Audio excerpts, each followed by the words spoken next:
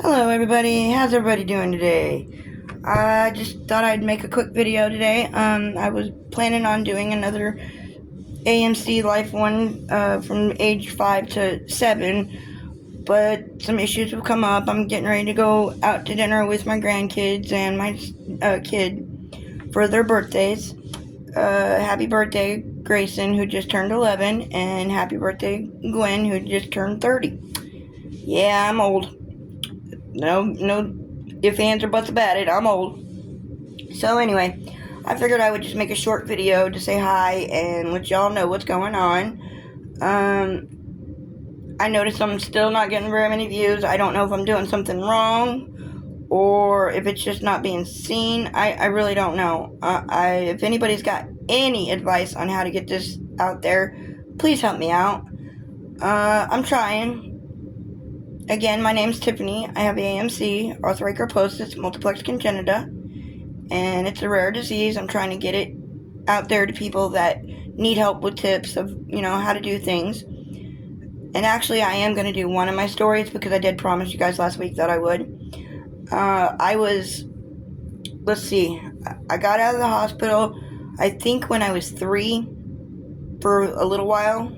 I was back and forth from date of birth till the time I was about, I want to say 13, off and on, but through different hospitals. Like, most of my time was spent at Shriners, but I did have times where I was at DMH, Decatur Memorial Hospital, and then there were times I was at UMC, and I honestly don't remember what it's called. I know it's Medical Center, but I don't remember what the other part is. And that was usually for broken bones or little things, stuff that happened while I was at home.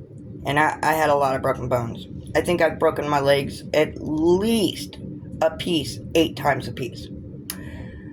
Arms, twice. My toes, all kinds of times. I don't think I've ever had a time where my toes haven't been broke. I can't even feel my pinkies anymore because they've been broke so many times. But yeah, that's that part. But anyway, I promised you guys I would tell you the story about how I taught myself to use the restroom. I won't go into graphic detail, but I'm just going to try to explain the basic steps of what I did. When I was, I want to say about 5, I had to go to the bathroom really, really bad. And I was the one that got in trouble because I would have accidents, and I couldn't help it. If nobody was home to take me to the bathroom, I just couldn't go. So I was getting to the point where I didn't like getting in trouble because I would accidentally go to the bathroom in my pants. So one day when everybody was working and I was home with my brothers, Jason was babysitting. That's my older brother, Jason. He's 2.5 years older than me, same age as my husband. And we all got along pretty good. I will tell you that much. As brothers and sisters, yeah, we were tight for a very long time. Till I hit 13 or 14, then it all became, I don't want to hang out with you, you can't do anything, so I'd rather you stay home. So I did. But anyway, back to my story, sorry, rambling.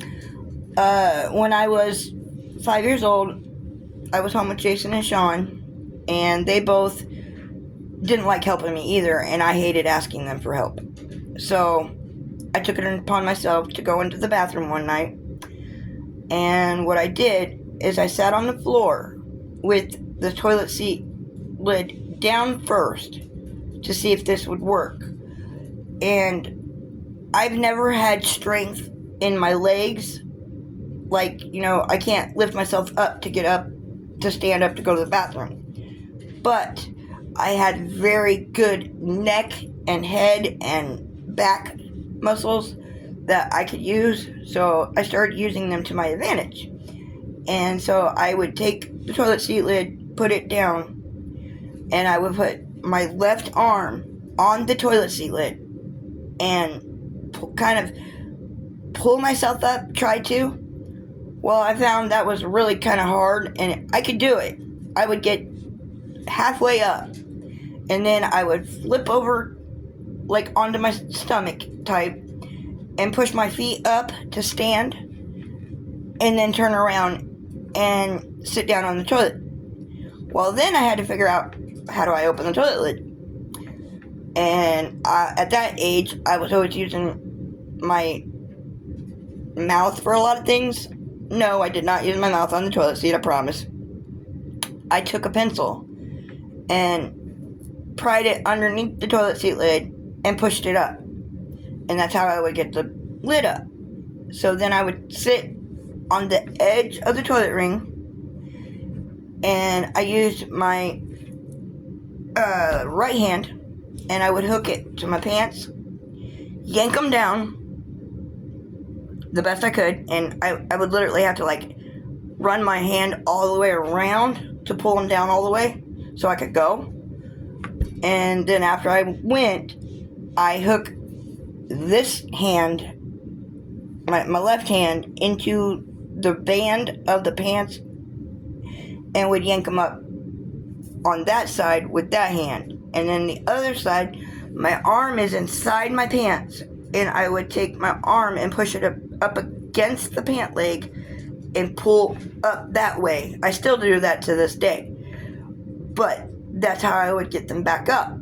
Now, I was the type of kid that I couldn't unbutton or button anything yet, so I got pants with elastic. I was always wearing elastic pants, which made my job a lot easier, honestly. But just that bathroom trip could take me a good 45 minutes to do, just because I had to work really hard to figure out how to do it all. And once I got good at that, and I was happy with how I was doing that, I ended up learning a new way.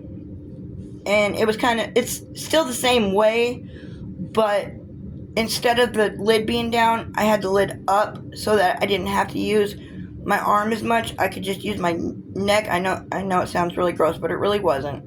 I never got my hair in the toilet or anything like that. But that's how I would pull myself up. And I was able to do that shortly after I turned 5. So I learned how to do all that.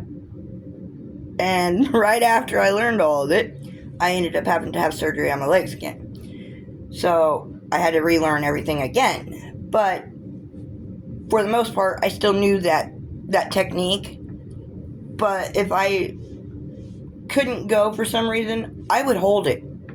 I would hold it as long as I could, because I did not want to ask anybody to help me go to the bathroom. I was always scared of getting in trouble.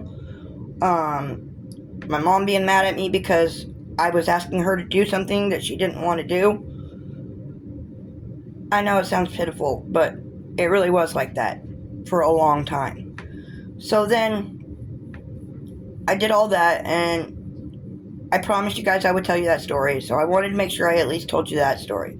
I'm not going to go into the other stuff until next week, but then I will start, explaining how I dressed myself and how I started doing more with sitting up instead of laying down, because a lot of my stuff as a kid I did laying down because I was always in a lay down position. I hated it, but that's the way it was. Sorry. I learned to write with my mouth, and I'll show you guys that later on too, next week. But anyway, I just want to shout out to everybody. I love you, Gwen, and I love you, Grayson. I hope you guys had a good birthday. We will be at Crackle Barrel tonight. I can't wait. Love y'all. And I also wanted to see if y'all can help me figure out what I'm doing wrong on getting this out there. Because I'm sorry, I'm still saying that one of these days this stuff is going to help somebody. I just don't know when or how. But hopefully it will. But a shout out again to Misery Machine. You guys are awesome. Keep doing what you do.